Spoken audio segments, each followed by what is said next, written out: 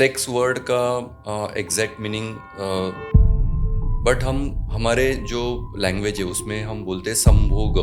ये एपिसोड आपकी सोच, आपके बेडरूम और आपके रिलेशनशिप तीनों को चेंज कर सकता है। प्लेजर का जो आनंद है वो दोनों को इक्वली मिलना चाहिए। अगर फीमेल्स को ऑर्गेजम मिलना है तो उनको सफिशिएंट स्टिमुलेशन इज नेसेसरी। जो चीज कपल्स गूगल पर छुप छुप कर सर्च करते हैं, आज हम उस पे ओपनली बात करेंगे। Foreplay is not only on the bed. एक सेक्सुअल एक्ट खत्म होने के बाद में दूसरा सेक्सुअल एक्ट जब भी होगा नेक्स्ट टाइम, उसके बीच में आप दोनों का इंटरपर्सनल इंटरेक्शन, बॉन्डिंग वो कैसा है। तो अब मेरा ये सवाल है कि जिनको पता है वो तो ठीक है, जिनको पता ही नहीं है कि कैसे ऑर्गेज्म के लिए आना है, बहुत कपल्स ऐसे होते हैं, हस्बैंड भी चाह रहा है कि मैम इसको कुछ होता नहीं है प्लीज, तो वहाँ क्या सजेशन देनी चाहिए? या क्योंकि लड़के मैस्टरबेट करके सीख जाते हैं, it's a trend thing for them. Nowadays there are medical devices जिसको जनरल पब्लिक सेक्स टॉयज के नाम से जानती है। डिल्डोज भी बोलते हैं, डिल्डोज बोलते हैं, वाइब्रेटर्स बोलते भी हैं, बट हम उसको मेडिकल डिवाइस की तरह देखते हैं। इंडिया में सेक्स टॉयज को टैबू माना गया, जबकि साइंस इसको थेरेपी मानती है। क्या सेक्स टॉयज रिलेशनशिप को तोड़ते हैं या एक्चुअली रिलेशनशिप को बचाते हैं? मराठी में एक मूवी था अगवई अरेच्चा, उसमें that hero he gets a blessing from goddess that he can listen only to women internal voice what they are not saying. बसून हे असं करतात, काय झालंय तरी काय यांना? नजरवाले त्याला मुंह काढा, कसला हँडसम आहे, नाहीतर आमचं ध्यान। एंड देन सडनली आफ्टर 10 साल ऑफ मैरिज उसके वाइफ को उसके बारे में क्या लगता है, उसके क्या एक्सपेक्टेशन है, वो एकदम शांत होती है, तो उसको सब एकदम से समझने लगता है। एंड देन उसका फिर जो बिहेवियर है वो मॉडिफाई होना शुरू होता है। सो किसी को अगर वो क्या फीमेल प्लेजर के लिए सेक्स टॉयज जरूरी होते हैं या ये केवल मार्केटिंग है? तो चलिए हम आपको लेकर चलते हैं सेक्सोलॉजी की इंटरनेशनल कॉन्फ्रेंस गोवा में और मिलते हैं डॉक्टर मनीष महाजन, जो मुंबई से हैं और मराठी डॉक्टर के नाम से अपने एरिया में मशहूर हैं। ये एपिसोड ऑकवर्ड लगेगा, पर अगर आप एडल्ट हैं तो ये एपिसोड आपके लिए ज़रूरी है। इससे पहले कि मैं अपने मन का क्वेश्चन पूछूं, मेरा एक बड़ा क्यूरियस सा मन में आ रही थी कि आपने मराठी डॉक्टर जी नाम रखा, तो I saw this movie doctor G, उसमें बार बार उसकी लाइफ में ऐसे आता है कि जस्ट बिकॉज उसको गायनी ब्रांच लेनी पड़ती है, और बहुत सारी कहानियाँ हैं कि ऐसा होता है ऐसा होता है ऐसा। तो आपकी लाइफ में ऐसा कुछ, being a man and gynaec field लिया, तो कुछ ऐसा क्यूट सा इंटरेस्टिंग सी चीज़ जो आप हमसे शेयर करना चाहें? एक्चुअली जिस मेडिकल कॉलेज से मैं आता हूँ वहाँ पे जो गायनेक डिपार्टमेंट है इट इज़ वेरी एक्टिव। और वो नॉर्थ महाराष्ट्र में है, और वहाँ पे गुजरात, मध्य प्रदेश और बहुत सारे जो सराउंडिंग डिस्ट्रिक्ट्स है उनके बहुत सारे तालुके भी आते हैं। So we have heaviest work, तो इसकी वजह से हमारे मेडिकल कॉलेज में वो वर्क बहुत एक्टिवली होता है। So everyone gets trained into that, और बहुत डिफिकल्ट केसेस हमने हैंडल किए हैं 3 दिन से। जो नहीं, मैं ये नहीं पूछना चाहती, मैं ये पूछना चाहती हूँ कि कोई ऐसा सा एक्सपीरियंस कि आपको लगा हो कि लड़कियाँ अपनी बात करने से हिचकिचा रही हैं, या किसी हस्बैंड को बहुत प्रॉब्लम हो रही है कि ये लड़का क्यों देख रहा है मेरी बीवी को, ऐसा कोई? ना मैं बात करूं तो उत्तर भारत में मर्द गायनेकोलॉजिस्ट को ये concept दिखाने नहीं है। में, हाँ, कोई भी हस्बैंड हिचकिचाएगा कि ये मर्द को महाराष्ट्र नहीं। में नहीं है वैसा, मोर ओपन है। तो there are equal number of male gynaecologist and female gynaecologist, and हम वो ब्रांच को एज अ मेडिकल फील्ड करके बहुत देखते हैं। अच्छी बात है, एब्सोल्युटली एब्सोल्युटली। चलो, अब हमने इतनी बात कर ही लिया है, तो एक क्वेश्चन जो बहुत ज़्यादा मुझे हमेशा इसलिए भी हिट करता है, बीइंग अ फीमेल, और क्योंकि मेरी प्रैक्टिस में बहुत सारे कपल्स आते हैं, तो उसमें से मैंने ये रियलाइज़ किया है कि most of the women don't know about sexual pleasure, या जिसको ऑर्गेज्म की बात करते हैं। अगर मैं बोलूँ तो 60% लेडीज को इस बारे में पता ही नहीं है. Right. आपको ऐसा लगता है कि it is true? Yes, it is absolutely true. In fact मैंने एक बुक पढ़ी थी, उसमें क्या था कि बहुत लेट अप्रॉक्सीमेटली 42 की एज में एक लेडी, उसका एक्स्ट्रा मैरिटल अफेयर होता है, और तब वो उसमें ये कहती है कि I never knew my body could give so much pleasure. मतलब उसने अपनी पूरी लाइफ जी ली और उसको पता ही नहीं था. सो इसके बारे में साइंस ने क्या तरक्की किया? बिकॉज आई वॉज लिसनिंग आपकी टॉक में आपने PRP शॉट्स की बात की, Right. जिससे जहाँ पे प्रॉब्लम आती है ऑर्गेज़म की. बट मेरा एक क्वेश्चन है, बिफोर हम इस पे बात करें कि PRP शॉट्स, आपको क्या लगता है कितने लोगों को पता ही नहीं है कि G स्पॉट कहाँ हिट करना है, Right. या C स्पॉट भी बोलते हैं कई लोग, है ना, क्लाइटोरिस Right. को. Right. तो पहले तो वो कि हो सकता है ज़रूरत ही ना पड़े PRP शॉट की, वो तो तब पड़ेगी अगर आप पहले आपको एक रेगुलर ऑर्गेज़म होता था और अब होने में Very प्रॉब्लम right. है. Right. तो सबसे पहला क्वेश्चन कि यही एजुकेशन नहीं है, इसके बारे में क्या होना चाहिए? Very right. ये जो हम डिस्कस करने जा रहे हैं, this is the very basic fact. देखिए, हमारे जो कल्चर में है, सेक्स वर्ड का एग्जैक्ट मीनिंग वो अलग चीज़ है, बट हमारे जो लैंग्वेज है उसमें हम बोलते हैं संभोग. उसका जो स्प्लिटिंग है वो समभोग ऐसे होता है, which means equal right. Pleasure का जो आनंद है वो दोनों को इक्वली मिलना चाहिए. तो उसको बोलते हैं संभोग. बट होता ऐसे है प्रैक्टिकली कि ओनली हस्बैंड और मेल पार्टनर ही गेट्स द फुल प्लेजर, जिसको हम ऑर्गेजम बोलेंगे, in the form of ejaculation. लेकिन females they stay unsatisfied because उनको सिर्फ वो उसके मेल पार्टनर का एक सेटिस्फैक्शन का एक तरीका करके देखा जाता है. रिसेप्टिव, खाली एक रिसेप्टिव Receptive. पार्टनर बना लिया. तो जैसे कि ऐसे भी बोला जाता है कि husband sleeping pill. So that, लेकिन अभी जैसे हम आगे बढ़ रहे हैं, when we are in the gender equal society, we are talking about the gender equality. तो ये चीज़ बहुत ज़रूरी है सबको समझना कि जैसा ऑर्गेजम पाने का राइट मेल्स को है, उतना ही राइट फीमेल्स को भी है. और ये ऑर्गेजम पाने के लिए फीमेल्स का इट्स स्लाइटली कॉम्प्लिकेटेड थिंग. तो उसमें इमोशनल एलिमेंट होता है, साइकोलॉजिकल एलिमेंट होता है, रिस्पेक्ट होता है, फीलिंग वैल्यूड होता है, फीलिंग लव्ड, ये सब चीज़ें उसमें आनी चाहिए. एंड देन देयर आर कुछ ऐसे बॉडी के ऐसे कुछ पार्ट्स होते हैं, दे नीड स्पेसिफिक स्टिमुलेशन. तो ऐसा नहीं है कि जो टिपिकल इंटरकोर्स शुरू होता है मेल को जो हैप्पीनेस मिलता है, बट अनलेस वो फीमेल्स के कुछ स्पेसिफिक पार्ट्स उसको स्टिमुलेट किया जाए, they are not going to get the orgasm. That is one thing.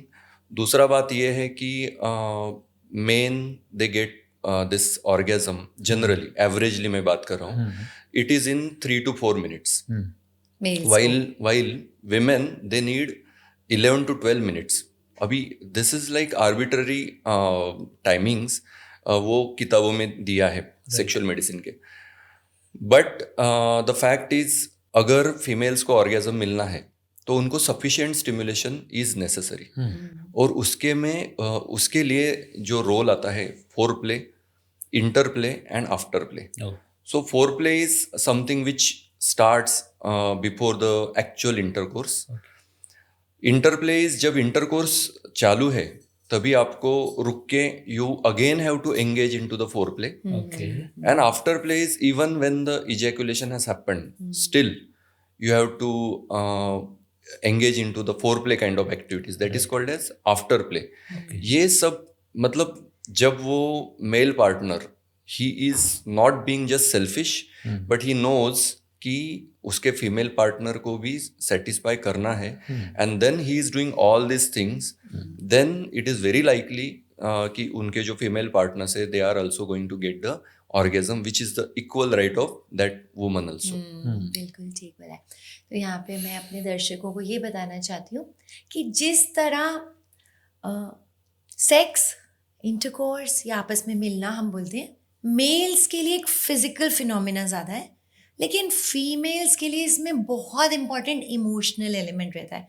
तभी शायद डॉक्टर साहब ने बोला कि रिस्पेक्ट इम्पॉर्टेंट है, और girls take their own time, but definitely afterplay की बहुत इंपॉर्टेंस है, क्योंकि नेचुरली आफ्टर इंटरकोर्स लड़कों को इमीडिएटली लगता है ड्रेन्ड आउट हो गए हैं और नींद आ जाती है, तो वो दूसरी साइड करके सोना पसंद करते हैं. But it's at that time जब गर्ल्स को थोड़ा सा लव और अफेक्शन चाहिए, just a little bit of cuddling, एक Right. ये मैसेज देना कि I am there for you, Yes. क्योंकि अगली बार भी तो करना है. Yes. So it is very important. अभी एक टीचर जिन्होंने मेंशन किया, foreplay is not only on the bed. एक सेक्सुअल एक्ट खत्म होने के बाद में दूसरा सेक्सुअल एक्ट जब भी होगा नेक्स्ट टाइम, उसके बीच में आप दोनों का इंटरपर्सनल इंटरेक्शन, बॉन्डिंग, वो कैसा है, that all comes into the foreplay. आप मॉर्निंग में उठने के बाद में उनको अगर एक चाय का कप लेके देते हैं, तो वो क्यों तैयार नहीं होएगी? कभी एक गुलाब का फूल देते हैं, that is also a foreplay. कभी आप उनको हेल्प करते हो, किचन में हेल्प करते हो, बच्चों को पढ़ाई लेने में हेल्प करते हो, that all things comes into the foreplay. It is not just into the bed. अगले एक्ट की एक तरह से नींव रखी जाती है. यस. तो अब मेरा ये सवाल है कि जिनको पता है वो तो ठीक है, जिनको पता ही नहीं है कि कैसे ऑर्गेज्म के लिए आना है, बहुत कपल्स ऐसे होते हैं, हस्बैंड भी चाह रहा है कि मैम इसको कुछ होता नहीं है प्लीज, तो Right. वहाँ क्या सजेशन देनी चाहिए? या क्योंकि लड़के मैस्टरबेट करके सीख जाते हैं, it's a Right. Trend thing for them, but girls का मैस्टरबेशन कभी सिखाया ही नहीं गया. Right. So, मेल और फीमेल इरेस्पेक्टिव ऑफ एनीथिंग, हर किसी के जो उत्तेजना देने वाले पार्ट्स होते हैं, दे डिफर. ओके. वो सिर्फ जेनाइटल ऑर्गन्स नहीं होते हैं. So every person has different kind of spots which are very sensitive, जिसको हम बोलते हैं इरोजिनस जोन. यस. सो हम ये सलाह देते हैं हस्बैंड और wife, Every person means every female has got. every man as well as every female. Okay. They have got different like nape of neck, behind the ears. It could be very sensitive part for some females. Okay. It is not just genital organs. तो हर couple को explore करना पड़ेगा कि इसका Yes. क्या Absolutely, I sensitive think है. marriage है ही ये. Yes. So this is the fact that you have to explore each other to find out the erogenous zone. Right. और नहीं तो हम एक थेरेपी का पार्ट करके बताते हैं कि एक पेपर लिख लो Okay. और आपको आपके पार्टनर से क्या एक्सपेक्टेशन है हाँ. और क्या चीजें आपको नहीं चाहिए, क्या चीजें करने से आपको हर्ट होता है और क्या चीजें ज्यादा करने से आपको ज्यादा हैप्पीनेस मिलेगा. Wonderful. ऐसा पेपर लिख के एक दूसरे को हैंड ओवर कर दो. अच्छा, वेरी इंटरेस्टिंग. ठीक है. Very So interesting. when your partner focus on your erogenous zone, on your needs, then it is more probability that you will achieve orgasm. एक So ये that is one paper part. लिखने वाली बात हो गई. दूसरा ये हुआ कि Communication, way करके of करके communication. देखो यार, शादी कर दिया, बहुत साल है तुम्हारे पास, इट्स नॉट कि Yes, आपके पास ओनली yes, yes. 3 दिन की टाइम Definitely, है. definitely. Explore. एक्सप्लोर. Yes. तभी बहुत सारे लोग कहते हैं कि हम बोर हो गए शादी से, तो बोर नहीं होने के लिए बहुत कुछ है करने को. So एक बड़ी बात मैंने सुनी थी कि what is the most erotic thing, sexiest thing क्या है एक दूसरे के बारे लिए में. क्या करना? I mean it is body parts और क्या, तो it is like they said that interested partner. Oh. जो पार्टनर आप में इंटरेस्टेड है उससे ज्यादा इरोटिक कुछ नहीं है. Wow. मैं अभी पता है क्या सोच रही थी, आप बोलोगे surprise the other person, but या interested partner is interested partner is the most sexy thing which can we can say. Involvement, और जिसको हम माइंडफुलनेस बोलते हैं, कि when you are engaged into the act then you are likely to achieve orgasms. नहीं तो ऐसा चल रहा है सेक्सुअल इंटरकोर्स इज हैपनिंग और पंखे पे बहुत धूल जमी है ना क्या. तो that is not a mindfulness. Mindfulness is like when you are totally involved into the act, you are experiencing every kind of sensation, जिसको हम पंचेंद्रिय बोलते हैं. आंखों से देखना, आवाज सुनना, test, you know, touch, everything. When it is incorporated, then you are likely to get the orgasm. That's why privacy is important.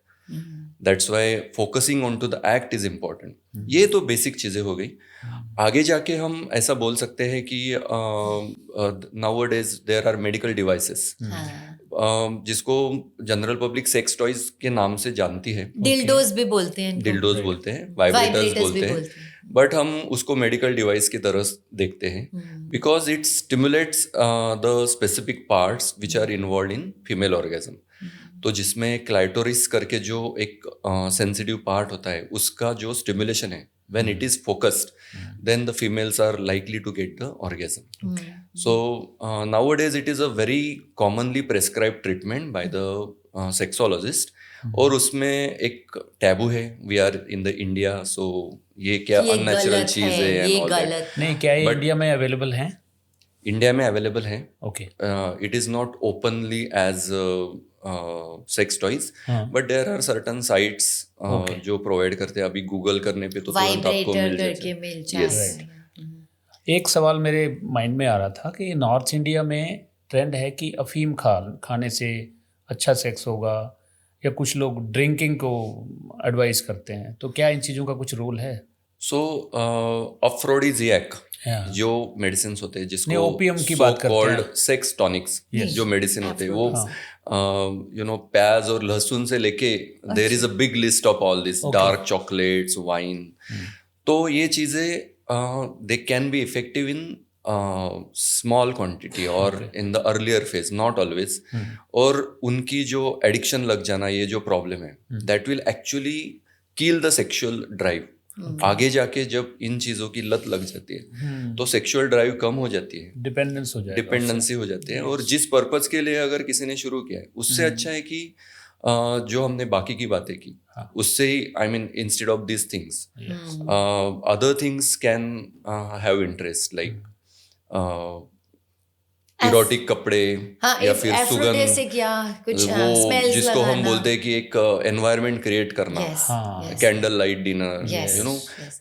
Taking ऐसे a भी बोला जाता है shower कि sex, before. Yes, It's so sex is important. Considered as a spiritual act Yes. In the Hindu this thing. Mythology. तो उसमें ऐसा होता है कि आप मंदिर में हाँ. आप बिना नहाए नहीं जाते हैं, आप अच्छे कपड़े पहन के जाते हैं. तो this same thing applies when you are going to the bed. Have a bath, उसके बाद में आप परफ्यूम वगैरह लगा सकते हैं. Have your bedroom very clean and pleasant looking. तो that will definitely, this is only Dim aphrodisiac. light, music. Dim light and music, all these things. I mean, Maybe what a you said little is bit- also okay, sir. Afim and alcohol. But nahi, small as a dose. doctor- But we can have all other things. Do all these things. And as I said, interested partner. सबसे important है. सबसे important चीज. It is the biggest drive. Maybe a little bit of dance before Yes. that. Whatever is, जैसा अच्छा as I लगे. said, कि एक paper पे लिखो आपको क्या क्या चीजें, अच्छी आपको कितना भी नॉनसेंस लगे, but you express your wish to your partner. Yes. हर तो हनीमून पार्टनर को कम से कम समझेगा तो भी कि how I should please my Yes. Other half. क्योंकि बहुत सारे लोगों का मन होता है प्लीज करने का. ये बहुत मतलब बहुत फ्यू मेन होते हैं जिनको फर्क नहीं पड़ता, बट ज्यादातर चाहते हैं बट उनको तरीका नहीं आता है. मराठी में एक मूवी था अगवई अरेच्चा. Okay. उसमें that hero he gets a blessing from goddess that he can listen only to women, internal voice, what they are not saying. And then suddenly after 10 साल ऑफ मैरिज उसके वाइफ को उसके बारे में क्या लगता है, उसके क्या एक्सपेक्टेशन है, वो वो पता एकदम चला. शांत होती है. तो उसको सब एकदम से समझने लगता है. एंड देन उसका फिर जो बिहेवियर है वो मॉडिफाई होना शुरू Oh होता my है. God, I had so goosebumps. किसी को अगर वो ब्लेसिंग होता है तो चलो ठीक है, वो तो एक इमेजिनरी सिचुएशन हो गई. But आप मतलब you know But you can be- express, you And can write down, and you boys can actually tell, you can have this conversation कि this is my needs. Be selfish when it comes to getting sexual pleasure. You must address what are your needs to your partner. And coming to this next PRP shots, so जैसे आपने बोला कि initially some women they get orgasm but later on नहीं हो रहा है. उनको Post delivery हो post गया. delivery, post Age की menopausal वजह से. age की वजह से एट्रोफी हो गया है vagina तो तो. जो इस्ट्रोजन हार्मोन होता है, it is the biggest drive कि फीमेल्स को, जैसे मेल्स में टेस्टोस्टेरोन हार्मोन होता है, फीमेल्स में इस्ट्रोजन हार्मोन जब भी हाई होता है तब ड्राइव भी अच्छा होता है, उनका बॉडीली रिस्पॉन्स भी अच्छा होता है, लेट इट बी लुब्रिकेशन और वजाइनल ब्लड फ्लो, वो सब अच्छा होता है. बट जो पोस्ट डिलीवरी एक दूसरा हार्मोन बढ़ता है जिसका नाम है prolactin, it is for feeding, उसमें इस्ट्रोजन हमेशा बहुत कम हो जाता है. इवन और जब ओवरी का फंक्शन कम हो जाता है, जिसको हम मेनोपॉज पेरीमेनोपॉजल स्टेट बोलते हैं, तभी भी इस्ट्रोजन बहुत कम हो जाता है. ये सिचुएशन में वजाइनल फंक्शन बहुत कम रहता है, तो वहाँ पे ब्लड फ्लो कम होता है, लुब्रिकेशन कम होता है, ड्राइनेस की तकलीफ होती है, उसकी वजह से पेन होता है, उसकी वजह से अवॉइडेंस होता है। सो ये सब चीज़ों को ओवरकम करने के लिए हार्मोनल ट्रीटमेंट एक पार्ट हुआ, बट उसके कुछ साइड इफेक्ट्स हो सकते हैं, वो सबको नहीं दिया जा सकता। सो अभी ये PRP करके आया है, जिसमें हम ब्लड को एक प्रोसेस करके उसके कुछ हीलिंग पार्ट्स सेग्रीगेट करते हैं, सेपरेट करते हैं, and we inject it into this specific parts of the vagina, जिसमें उनका सेक्सुअल रिस्पॉन्स जो है वो इम्प्रूव होता है, एक्टिवेट हो जाएगा। एक्टिवेट होता है। जिसको जी स्पॉट भी बोलते हैं। सो जी स्पॉट इज देयर, उसके बाद में क्लाइटोरिस जैसे मैंने मेंशन Area. किया। सो ये जो सेंसिटिव पार्ट है उसको स्पेसिफिकली उसका ब्लड फ्लो बढ़ाना, उसका न्यूरोनल सेंसिटिविटी बढ़ाना, उसका जो एपिथेलियल थिकनेस है जिससे हम रेजिस्टेंस बोलते हैं वो बढ़ाना, सो वो फायदा होता है। बट थोड़ा सा एडवर्टाइजमेंट ऐसा होता है कि ये PRP शॉट लगा लीजिए आपको ऑर्गेजम मिल जाएगा। That is not entirely true, because ये mind body soul connection, relationship, emotional bonding, ये भी एक बहुत बड़ा प्लेटफॉर्म है, ये बेस है। उसके ऊपर फिर अगर आपको जेनेटल जो प्रॉब्लम्स है किसी हार्मोनल Rejuvenation बेसिस, चाहिए। अगर तब अगर sensitivity- रेजुवेनेशन प्रोवाइड किया जाए तो it will be a additional help. अगर सेंसिटिविटी कम हो रहा है तो सेंसिटिविटी को थोड़ा इम्प्रूवमेंट हो Yes, जाएगा। menopausal patients they gets most of this benefit with the PRP injections. अभी कॉन्फ्रेंस में बात हो रहा था कुछ 30 to 40 इयर्स में नॉटी गर्ल हो जाती हैं, ये क्या बात हुई?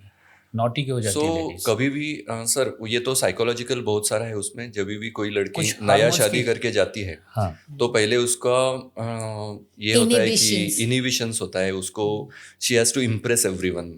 वो एक सोसाइटी में एक वो ऐसा है, so she has to win heart of everyone. She is totally into the foreign place, जो बचपन से वो बड़ी वहाँ से बहुत अलग जगह पे हो जाती है।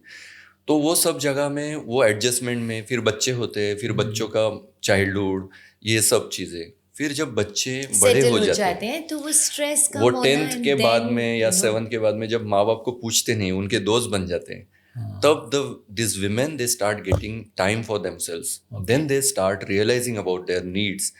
और तभी भी ये जो इनहिबिशंस जो है हस्बैंड के साथ में जो एक किंतु परंतु होता है वो निकल जाता है। उसके बाद में they become more expressive to address कि मुझे ये रिक्वायरमेंट है, let it be a sexually और दूसरे भी कोई चीज़ें होती है। एंड सिमिलरली जैसे हम और आगे जाते हैं, जैसे 40s के बाद में, तो वैसे इस्ट्रोजन लेवल कम होती जाती है और फीमेल्स में भी एंड्रोजेनिक लेवल थोड़ा सा testosterone बढ़ जाता है। बढ़ना शुरू होता है। तो वो टेस्टोस्टेरोन जो है male type of hormone, it gives जैसे आपने बोला Naughty more level. Boldness Okay. और naughtiness. So that is quite possible, but given a thing कि बाकी दूसरा कोई स्ट्रेस नहीं चाहिए, फाइनेंशियल स्ट्रेस जो भी है, आई मीन देयर बच्चे कैन बी सेटल हो एनी गए, kind of everything things. Is fine, तो अगर yes. दूसरा कुछ स्ट्रेस नहीं है, if she is free by mind, then this hormones will work and that will make her more interested. Have you heard about naughty boys? कोई age ऐसा होता है कि जब बॉयज भी आई naughty हो थिंक जाते बॉयज तो हमेशा ही नॉटी होते सो हैं। Biologically males in any species हैं? Okay, they are made only for species propagation. तो उनका काम ही ये होता है कि सेक्सुअल पार्टनर ढूंढ के स्पर्म्स जो है, that is biology. Okay. Okay, so the basic drive of main is always towards having sex. Sex. Definitely अभी हम जो बोलते हैं हायर ब्रेन, जिसको हम सेरेब्रम बोलते हैं, वो आने की वजह से हमारे थॉट्स होते हैं which controls this Restriction. Kind of innate desire to have sex all the time. Okay, so हम देखते हैं situation, appropriateness, Religion, religious, society. Societal this thing, all this things हम देखते हैं। अप्रोप्रिएटनेस या इनअप्रोप्रिएटनेस हम देखते हैं, क्या अच्छा है क्या बुरा है, वो संस्कार, ये सब चीज़ें जो हमारा ब्रेन बताता है, उसके अनुसार फिर वो सब चीज़ें कंट्रोल होती है। नहीं हमारे पंजाब एरिया में लोग ना बोलते हैं 50-60 साल में आदमी ठरकी हो जाता है। शायद उसका भी यही कारण होगा कि वो अपनी फैमिली रिस्पॉन्सिबिलिटी से फ्री हो गया, या उसका वाइफ थोड़ा एजड हो गए तो शायद उसी वजह से सो ठकी होता हो। बुझता हुआ दिया बहुत बड़ा हो जाता है, दैट इज वन बुझने से पहले when people understand now we are about to lose this function, that time वो बहुत ज्यादा ओपन हो जाते हैं, वो बहुत ज्यादा उनका हेजिटेशन निकल जाता है, अभी नहीं तो कभी नहीं। यस, सो आई होप आपकी बहुत सारे डाउट्स हमारे इस कन्वर्सेशन ने रिज्यूम किए होंगे, बट फिर भी अगर आपको लगता है कि आप कोई कंसल्टेशन लेना चाहते हैं तो मराठी डॉक्टर को आप कैच कर सकते हैं. He is available for online consultations also. Thank you the fertility couple, ये बहुत ही इंफॉर्मेटिव सेशन है, that is going to help this viewers definitely. Thank you for having us with us. Thank you. Thank you.